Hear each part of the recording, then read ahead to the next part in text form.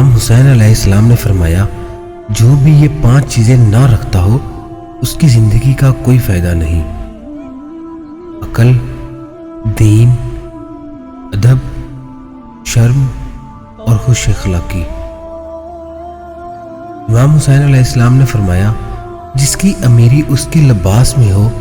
وہ ہمیشہ فقیر رہے گا، اور جس کی امیری اس کے دل میں ہو وہ ہمیشہ غنی رہے گا۔ آج کے دن کی نسبت کے حوالے سے بات کریں تو 4 محرم الحرام 61 ہجری کو کوفہ کے والی عبید اللہ بن زیاد نے مسجد کوفہ میں ایک دھمکی امیز خطبہ دیا، جس میں اس نے امام حسین علیہ السلام کی مدد کرنے والوں کو